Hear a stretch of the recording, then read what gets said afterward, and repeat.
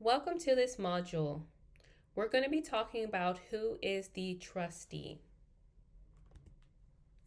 The trustee is the fiduciary of the trust. So they are the person who actually carries out all of the bylaws and instructions of the trust. They are also considered the controller of the trust. So they have full control over the trust. They are the ones who do the buying, the selling, the investing of the trust, and they're the fiduciaries for the beneficiaries of the trust. So with the trustees, they can be anyone. So it's going to be like a human person, right? Anyone who is capable of taking any physical possession of a legal title of a property, right?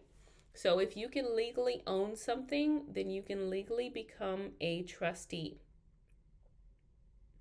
So as far as the trustee goes, as far as becoming a trustee, there is no limit to the number of trustees that may be serving on a trust, which means that you can have more than one trustee and that they are going to respect each other and refer to each other as co-trustees, and that they would be acting jointly as a collective body on the board of trustees. Now let's discuss the powers of the trustee. The trustee has the power to bind the trust in a contract, which means that they can execute contracts on behalf of the trust, like let's just say a purchase agreement. And this contract can either be implied by the law or they can be expressed in a physical contract. So they can also have the power to contract with the beneficiaries.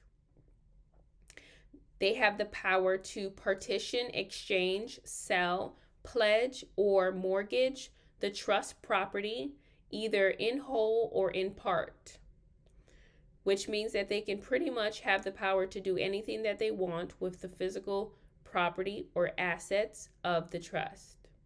They have the power to lease the property. They have the power to issue, change, or otherwise dispose of securities of the trust. Also, they have the power to support the beneficiaries in all reasonable manners. They have the power to persecute and defend in the trust name or the trustee's name. They have the power to make gifts out of trust property, which means that they can give a property to a beneficiary or someone else. They have the power to delegate all unessential powers and duties, which is a good thing.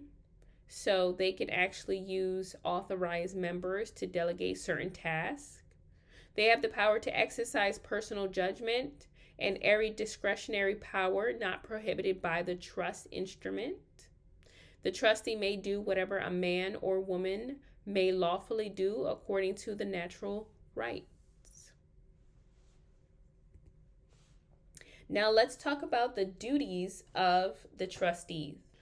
So their duty is to be fully aware of the grantor's original purpose in creating the trust, in that current purpose of the trust, if these have changed over time. So the grantor is the one who is considered the creator of the trust. But in all actuality, you have created the trust, but you have appointed someone else to be the grantor. So the trust has your original purpose in creating the trust. And so the duty is for the trustee or you to be fully aware of that. They also need to guide his or her decision by these purposes to ask so that the actual operation of the trust is empowering to the beneficiaries within the provision of the trust.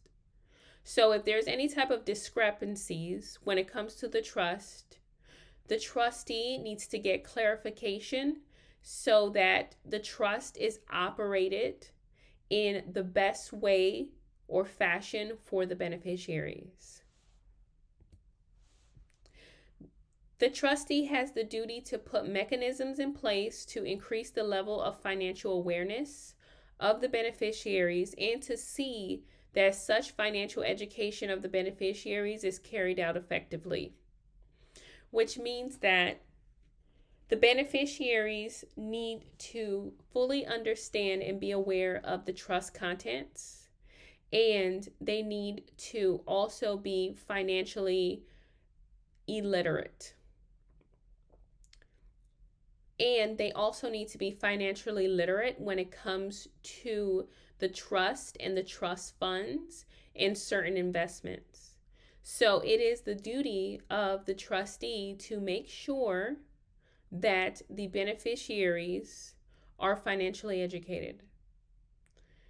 Next, to meet at least annually with each beneficiary in order to renew the beneficiary's understanding of the trust, as well as to obtain from each beneficiary for information, financial and otherwise, his or her personal situation, which means that it is up to the trustee to understand and know what the financial situation of the beneficiary is, to better be able to serve and optimize the trust in the beneficial interests of the beneficiary. So that's why the trustee should be able to meet with the beneficiaries annually to have this understanding and to know that their current financial situation is what it is and not go based off of old information. The trustee's duty is to educate himself or herself about all beneficiary responsibilities, which we'll go over shortly. The trustee should also evaluate and advise each beneficiary on how well he or she is meeting the roles and responsibilities of the beneficiary. So the beneficiary has their own roles and responsibilities, which we'll go over in the next module. But the trustee needs to also be aware that the beneficiary is meeting these roles and responsibilities. The trustee should also be able to implement effectively the trust general policies and procedures as they relate to the following: the trust instrument goals and acceptable risk, the sections and provisions of investment advice, and the management to accomplish such investment goals within the given risk that the trust tax exemption position in the selection of tax services, in the trust legal position, and the selection of legal services. So it is the trustee's best interest and duty to understand these policies and procedures when it relates to investments, when it relates to tax services, when it relates to legal position and legal services, and when it relates to the management of investment goals. Let's go over the privileges that the trustee has when it comes to the trust. So one of the privileges is that the trustee has the right to full compensation, including reimbursement of all out-of-pocket expenses when it comes to the trustee discharging their duties. The trustee has the privilege to reside within the trust estate and allowance of rates and taxes that benefit of residing in those homes. Okay, so whatever house that the trustee owns, whatever house that the trust owns, the trustee has the right to live in that house. The trustee has the right to employ a solicitor for assistance and guidance in the administration of the trust. And in the case of any doubt or difficulty, to seek the opinion of competent counsel, and in the case where the trust accounts are intricate and complicated, to seek the assistance of an accountant to the charge of the trust, which means that we don't expect the trustee to know everything. The trustee is not a specialist in law, a specialist in accounting, a specialist in other services.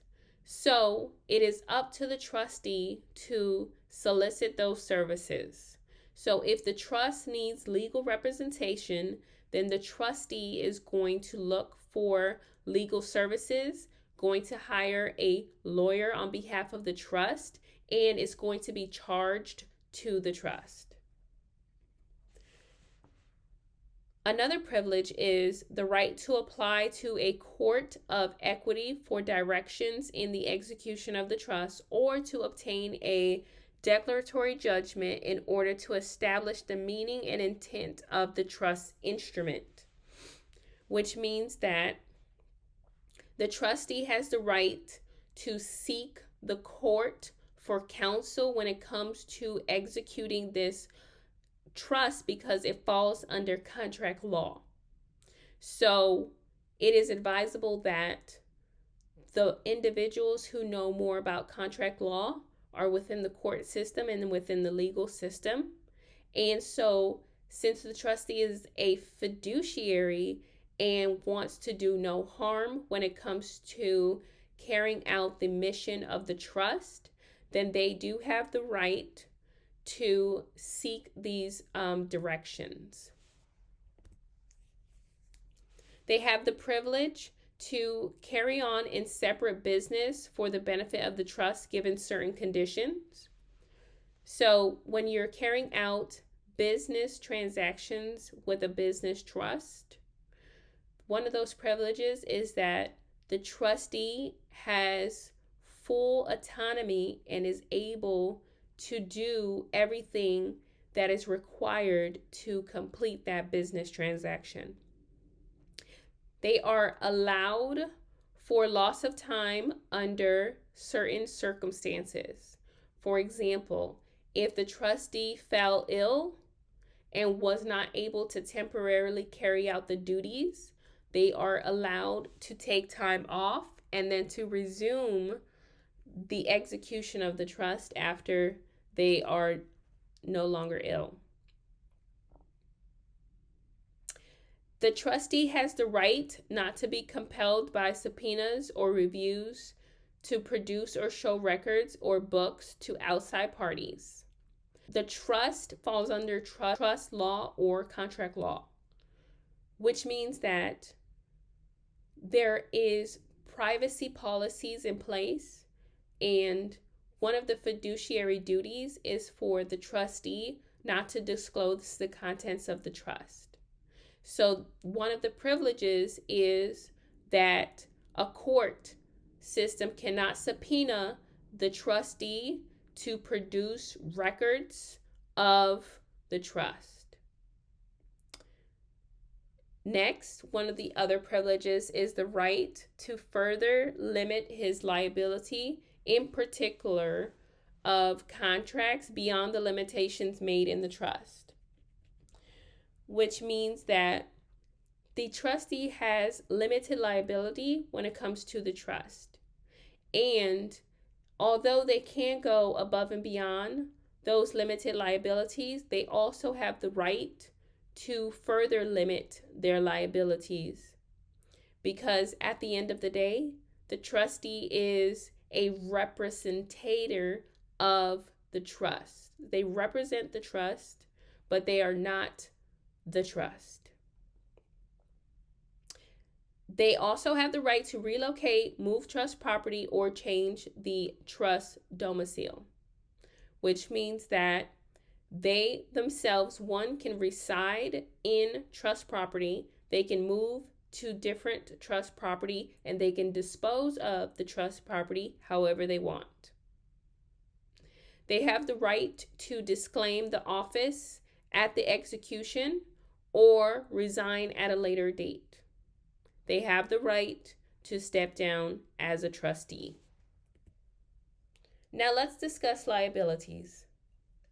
So the trustee has the liability on all contracts made, whether signing as the trustee or signing as an individual. So the trustee is the one executing all the contracts, and they have that liability to execute those contracts. They also have liability to remove for breach of trust, waste, mismanagement, or good cause shown in the action for removal in a court of equity or according to the trust. So this means that if the trustee is not acting as a fiduciary or in the best interest of the beneficiary, they do have the right to be removed for breach of trust. They are liable for losses sustained by the trust as a result of negligence. So the fiduciary needs to be operating within the guidelines of the trust, and they are responsible for the trust funds. If there are any losses to the trust funds or mismanagement of the trust funds, then they can actually be responsible for that negligence. The liability for torts and common law, criminal, and civil wrongs or acts of bad faith, which means that the trustee needs to be operating in good faith when it comes to them representing the beneficiary, and be fully aware of common law, criminal law, and civil law, because if they decide to break the law, they are going to be liable for that. They are going to have liability in all cases of commingling of trust funds, which means that the trust funds do not belong to the trustee. So the trustee cannot pay for private things when it comes to the trust. So they need to make sure that they separate the trust funds. They would be liable also for mischief of any agents that they contract when it comes to exercising discretionary powers. So, for example, if they hired a contractor to do some work on one of the properties and the contractor decides to dash off with the money, then because the trustee contracted that third party, they would be responsible for that loss or the action of that independent contractor. Things that the trustee is not liable for. So the trustee would not be liable for contracts in which the liability was properly limited using the methods to be shown.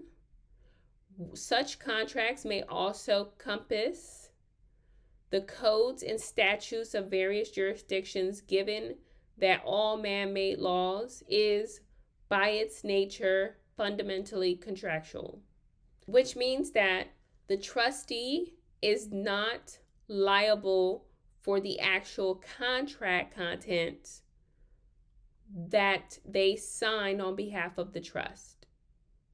Next, they're not liable for the debts of the trust incurred during any creditors or in any.